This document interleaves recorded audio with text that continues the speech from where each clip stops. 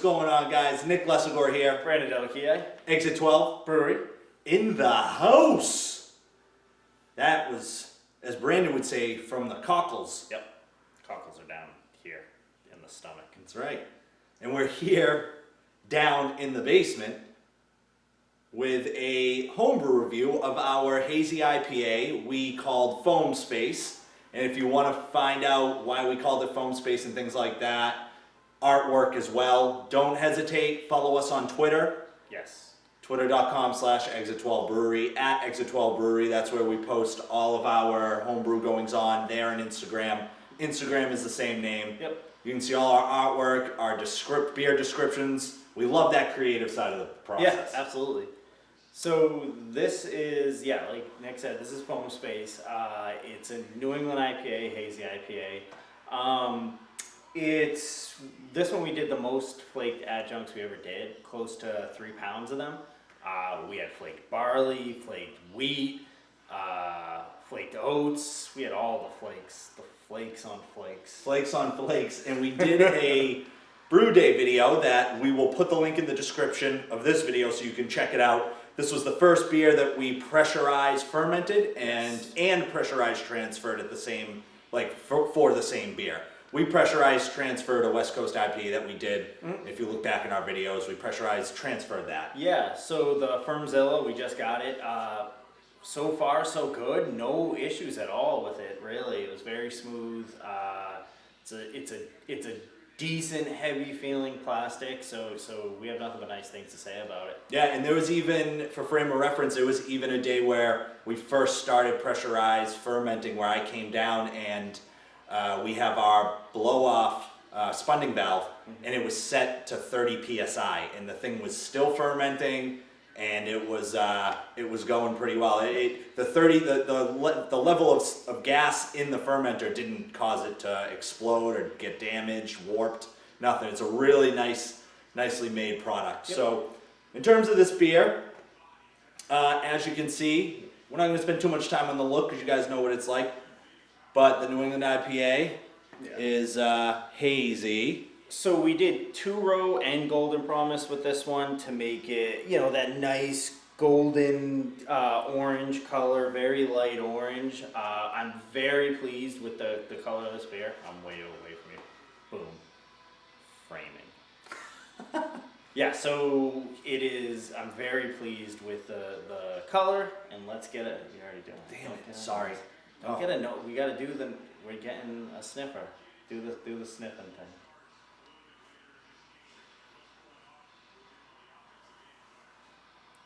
So, I know he's already had this beer, par for the course. The beer's keg at his house, so he always pulls off before me. So I'm getting a ton of pineapple off the bat. We use Galaxy and Sabro in this. Sabro may not be what people normally think of New England IPAs, but we've had a few with it and we really like it, and Galaxy is Galaxy, so it just pops with pineapple. And yeah, to his point, I think with the Sabro, it's on some level non-traditional for New England. We've both seen quite a few breweries do it, but you don't really see it that much, the hop itself. I've had a pale ale with just Sabro and it was really nice, had some nice strawberry. I don't get much of the strawberry. I get the pineapple Brandon's talking about. I get a really nice malt backbone that you normally may not get on a hazy IPA. But I also get some really nice orange. I get some really nice Tangelo flavors, which is like a sweeter orange almost, a smaller, sweeter orange. And I really, really enjoy the nose on this. Yeah, it's bursting with tropical flavor, which is something that we've heard. One of the reasons why we want to do pressurized fermentation is to sort of trap in some of those oils and aromas that might get blown off during fermentation. So we're really excited that our aroma has been kicked up by the pressurized fermentation. And just real quick before we try it, to what Brandon just said, studies have shown that when you pressurize transfer, you really hold in those aromas, and it would be hard for me to sit here and say that is true when we don't have a beer to compare it to. Sure, yeah. So, but I will say, out of the fermenter into the keg, and then when I took the first pull, the beer was extremely aromatic, and it continues to be just that. and I think it has one of if not the best noses on a beer that we've ever brewed. I think the first version or the second version of our brown ale, our apple cinnamon brown ale, was unbelievable on the nose. This is every bit as good, different style. So without further ado, this is Brandon's brainchild, his recipe for the most part. I added my little Sprinkle of Nick in there. little sprinkling of Nicholas, and we and we did it up. So cheers. Cheers. Congratulations. Salute, sir.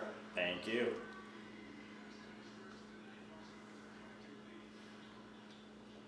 Oh. All right, yeah, so right off the bat, very tropical, very fruity, very clean, has a nice mouthfeel to it. It's soft, it's pillowy, it's most of the same stuff we usually do. It's got a little more, and this was on purpose, a little more bitterness than you would expect from a New England probably, just because we whirlpooled at a higher temperature, but we knew it was going to be within around the 60 IBU range. I get really nice grapefruit. I get some really nice tangerine, some really sweet orange notes.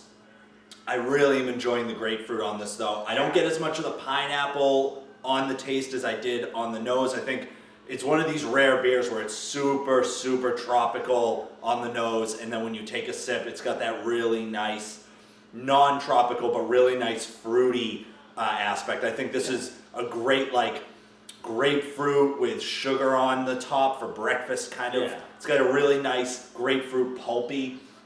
And speaking of Brandon's mouthfeel comment, I actually completely agree. I think the mouthfeel on this is better now than when I had it.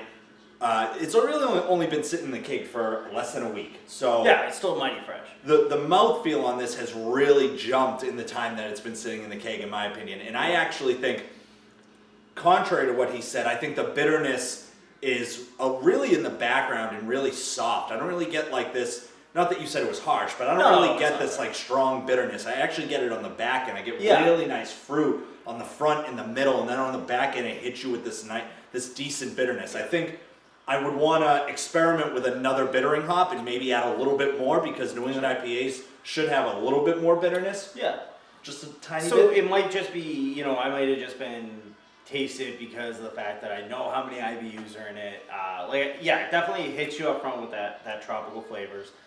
It does have a bitterness to it, but it's also clean. It's not harsh at all. It's definitely got that smoothness that we're looking for a hazy IPA.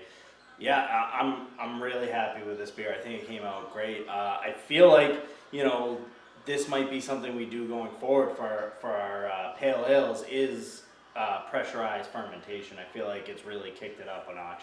I do not see a reason to go away from it.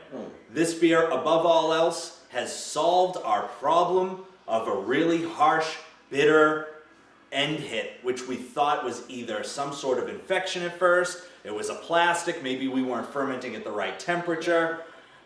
This pressurized fermentation has really stepped it up another level for us in terms of the quality of our New England IPAs, and now it's a style that I feel confident brewing moving forward. Yeah, which is a relief for us because we love the style. I know some people think it's niche, but I don't care. That's what we do. Brandon just told all the haze haters to suck it. Oh yeah, clear bears. Sweet. Fair enough. So we got the Celtics game on now. We're gonna go sit on the couch, enjoy the game, and talk about the next beer, which is our Friendsgiving Pale Ale.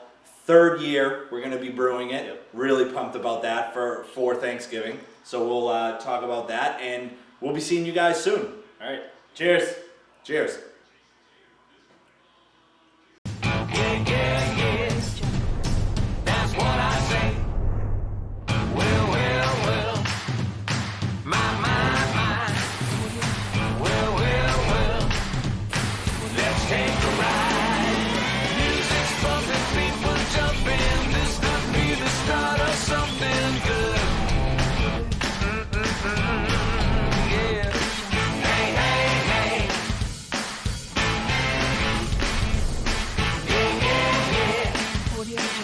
hey, hey.